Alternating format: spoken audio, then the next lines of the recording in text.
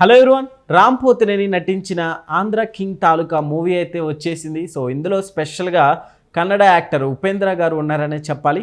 అయితే ఈ movie USA review ఎలా ఉందో తెలుసుకుందాం. ప్రస్తుతం మనతో జర్నలిస్ట్ శ్రవణ్ కుమార్ గారు ఉన్నారు. ఇంటర్వ్యూలోకి వెళ్ళిపోదాం. Hello sir. Hi sir, USA review ఎలా ఉంది సార్ మూవీ? ఈ మధ్య ఒక ట్రెండ్ కదా మనకు. అవును, సినిమా ముందు ఒక పూట ముందు ఒక రాత్రి ముందు యూఎస్లో ప్లే అవ్వడం. అంటే మన వాళ్ళ అంటే లోకల్ రిలీజ్ స్క్రీనింగ్ థియేటర్ల కన్నా బెనిఫిట్ షోల ముందు కన్నా రివ్యూ చూడడం యుఎస్ ఎందుకంటే యుఎస్లో ఉన్న ప్రేక్షకులు కొంచెం అడ్వాన్స్ అంటే ఎడ్యుకేషన్ పరంగా ఉన్న ఏదో రకంగా ఉన్న వాళ్ళ సైకాలజీ ఎట్లా ఉన్నా కొంచెం మెచ్యూరిటీగా ఉంటుంది. వాళ్ళు ఏం డిసైడ్ చేస్తారు ఎట్లా ఉంది అనేది దాన్ని చూసి నెక్స్ట్ తెలుగు ప్రేక్షకులు ఎలా రిసీవ్ చేసుకుంటారని సినిమా నిర్మాత ఏ సినిమాకైనా సరే ఆ నిర్మాత ఆ కోర్ టీమ్ అంతా ఎగ్జైటింగ్గా చూస్తుంటారు. ఎందుకంటే అంటే ఎగ్జామ్స్ ముందుకు పోయే ముందు సెల్ఫ్ ఎగ్జామ్లా అన్నట్టుది ఇట్లాంటిది. సో యుఎస్ ఎలా ఉంది, యుఎస్ ఎలా ఉంటుంది, ఈ మధ్య బాగా అందరినీ ఆసక్తికరంగా ఎదురు చూస్తున్నారు. ప్రతి సినిమా అంటే లోకల్ రివ్యూ కన్నా ముందే యుఎస్ రివ్యూ చూసుకోవడం, ఒక ఎస్టిమేషన్ వేసుకోవడం, పలానా థియేటర్లు పలానా ఇట్లా వస్తుండొచ్చు, అంటే అక్కడ వచ్చిన మాస్ అంటారు ఎట్లా ఉంది, క్లాస్ అంటున్నారా, ఫస్ట్ హాఫ్ ఎట్లా ఉంది, సెకండ్ హాఫ్ ఎట్లా ఉంది, ఇవన్నీ కూడా రీకలెక్ట్ చేసుకుని ఏదంటే చిన్న కరెక్షన్ కూడా చేస్తున్నారు. లేదా సెంటర్స్ చేంజ్ చేస్తారు. మీకు ఐడియా ఉందో లేదా, ఒక ఊరిలో మాసు ఉండే ఏరియా వేరే ఉంటుంది, క్లాస్ ఉండే ఏరియా ఉన్న ఆ ప్లేస్లో థియేటర్లు చేంజ్ చేసుకోవడం, ప్రయారిటీ ఎక్కించుకోవడం, ఇట్లాంటివన్నీ కూడా ఈ యుఎస్ రివ్యూ అనేది హెల్ప్ అవుతుంది. సో ఈ మధ్య నేను కూడా ఈ సినిమా తాలూకు రివ్యూ ఎట్లా ఉందని యుఎస్ ఫ్రెండ్స్ మిత్రులతో కూడా చర్చించాం. దాని ప్రకారం చూస్తే పర్లేదు, మాస్ ఫార్ములాతోటి రామ్ పోతినేని ఈ చిత్రంతో కొంచెం సినిమా మినిమం గ్యారంటీ అయితే ఇచ్చేలా కనిపిస్తూ ఉంది. ప్లస్ అంటే జయాపజయాల గురించి మనం ఏం చెప్పలేము. దాంట్లో ఉపేంద్ర గారు స్టాండర్డ్ ఎట్లా ఉంటుందో తెలుసు, ఆయన మాసిజం ఎట్లా ఉంటుందో తెలుసు మనకు. మొత్తం మీద సినిమా మాత్రం ఒక సగటు సామాన్య వ్యక్తిగా ఉన్నటువంటి తను క్యారెక్టర్ హీరో. సో రామ్ గారు అనుకోకుండా ఒక మాస్ హీరో అభిమానిగా ఉంటాడు. సో అభిమానిగా ఉన్నప్పుడు తన హీరోతో ఇంటరాక్షన్, ఈయన రామ్కి వచ్చినటువంటి ప్రాబ్లమ్ ఎట్లా అయ్యాడు, లవర్తో ఏంటి జరిగింది అనేది కథాంశం చిత్రం. ఓకే, హీరోయిన్ కూడా మంచి ప్రాధాన్యత ఇచ్చినట్టు కనిపిస్తుంది. సినిమాలో కూడా మంచి పాత్రే ఉంది హీరోకి. మొత్తం మీద మనకి ఇట్లాంటి చిత్రాలు మన కథానాయకుడు రజనీకాంత్ సినిమా ఒకటి చూసాం. గతంలో చాలా సినిమాలు కూడా వచ్చాయి హీరోని బేస్ చేసుకొని, హీరో చుట్టూ అభిమానులుగా కానీ, లేదా హీరో చుట్టూ జరిగేటువంటి రాజకీయాలు, ముఖ్యంగా రవితేజ సినిమా ఒకటి చూసాం మనం.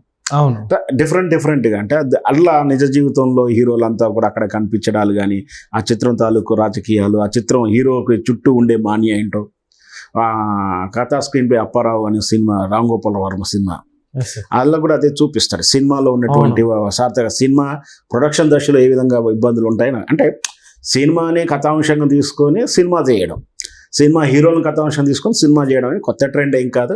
అప్పట్లో శివరంజన్ లాంటి దాసనరావు చిత్రాలు రావడం ఇవన్నీ కామనే.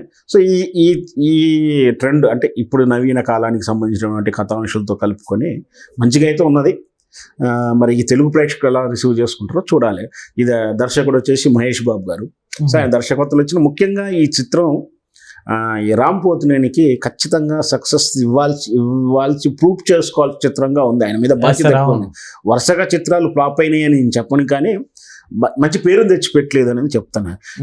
అంటే వరుసగా ఇట్లా కంటిన్యూ పోతే రేపు పొద్దున్న ఓపెనింగ్స్ ప్రాబ్లం అవుతుంది, బయ్యర్స్ కానీ ఇన్వెస్టర్స్ కానీ అవన్నీ ఉంటాయి, ఎవరే ఏ హీరోకైనా ఉంటుంది.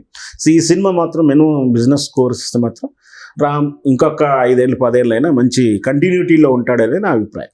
ఓకే, సో మ్యూజిక్ పరంగా మనం చూసుకుంటే మూవీలో ఆల్రెడీ ఒక సాంగ్ హిట్ అయిపోయింది సార్. సో మూవీకి అంటే మ్యూజిక్ కూడా ప్లస్ అయిందని చెప్పుకోవచ్చు. ఖచ్చితంగా మ్యూజిక్తో పాటు ఆర్ఆర్ కూడా ఫైటింగ్ ముఖ్యంగా ఏంటంటే సస్పెన్స్ ఉన్నప్పుడు కానీ, ఫైటింగ్ థ్రిల్స్ ఉన్నప్పుడు కానీ, వెనకటైన మొనాటమీ సౌండ్స్ కాకుండా మంచిగా ఉంటుంది. ఇందులో కూడా బాగానే ఉంది. ఓకే సార్, అయితే ఇప్పుడు మూవీకి యాక్షన్ అన్నట్లుగా మనకి ఆల్రెడీ ట్రైలర్ ట్రేజర్లో కనిపిస్తుంది. సో ఫైటింగ్ సీన్స్ మనకి ఎట్లా ఉన్నాయి సార్? అంటే ఫైటింగ్స్ పర్టికులర్గా మనం ఏం ప్రత్యేకంగా డిస్కస్ చేయలేదు. బట్ మాస్ ఫిల్మ్ ఎందుకంటే ఇప్పుడు రామ్ కూడా ఏంటంటే యంగ్ బాయ్నే, అంటే జస్ట్ ఒక లవర్ బాయ్ క్యారెక్టర్గా ఉండేటువంటి స్ట్రక్చర్ తోటి ఆయన ఇంట్రొడ్యూస్ అయ్యాడు. మొదటి వచ్చినటువంటి విభాగంలో అవే లవ్ సినిమాలే ఉన్నాయి, లవర్ బాయ్గానే ఉన్నారు. చిన్నగా తన ఏదో కెరియర్లో మరి ఏమనుకున్నాడు, మాస్ హీరోగా ఉంటేనే సక్సెస్ అవుతాం, బిజినెస్ సక్సెస్ ఉంటుంది, కమర్షియల్ ఫిల్మ్ అవుతాం, కమర్షియల్ హీరో అయితేనే వాల్యూ ఉంటుంది, అట్లాంటి మాస్లో ఉండాలంటే ఆ తరహా ఫైటింగ్ చిత్రాలు, మనం రామ్ ఒక చిత్రం చూస్తాం, కామెడీ ఉంటుంది, రెడీ చిత్రం, అవును. బట్ దాంట్లో కూడా ఒక రకమైనటువంటి ఫైటింగ్, రెండు అన్నదమ్ముల మధ్యలో పోటీ, బ్రహ్మానంద గారి కామెడీ ఆ సినిమాకి ప్లస్ అవుతుంది. సో అట్లా ఏదో ఒకటి కనిపెట్టుకుంటూ కమర్షియల్ చూస్తూ మాస్ తరహానే ఉంది ఈ సినిమా. రేపు విడుదలై తెలుగు ప్రేక్షకులు ఎలా ఆరాలిస్తూ చూడాలి. సార్ అయితే ఇప్పుడు మూవీలో మనం చూసుకుంటే సో రామ్ గారి యాక్టింగ్గా చూసుకోవచ్చు, మనం ఎన్నో మూవీస్ నుంచి చూస్తున్నాం, బట్ ఈ మూవీ ఆయనకి ప్లస్ అనే చెప్పాలి.